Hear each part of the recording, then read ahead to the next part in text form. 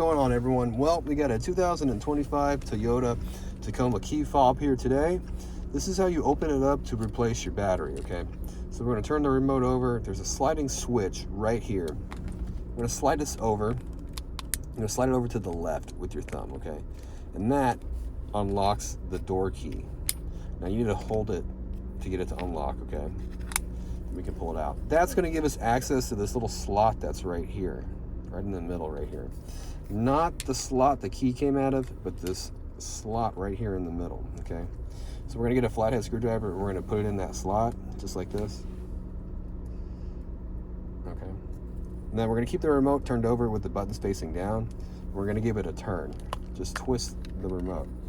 And it cracks the remote open like that. Now this little slot is made so you don't damage your remote, and it's hidden by the door key, okay?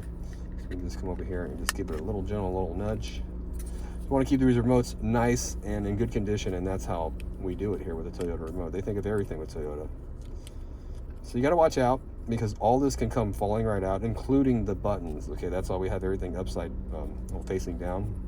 So we're going to want to hold the remote just like this. Put your finger on the battery a little bit, flathead screwdriver down at the bottom. You can just pop it right up just like that. Take it out and replace it. Now the size battery is written on the front of this battery. It's written right here. It's a CR2450 battery. You notice there's a positive sign right here. That's facing towards us, okay, facing out where you can read it. Stick it in the remote just like this. Lock it in. You can see how all this still moves. We need to get this kind of centered in between all this rubber seal right here, so it seals nice and weatherproof. And we go to stick this case back on it. Now, if you need a battery, there's a link in the description box and there's a link in the comment box. It takes you to Amazon where you can get the exact same Panasonic battery that this one came with.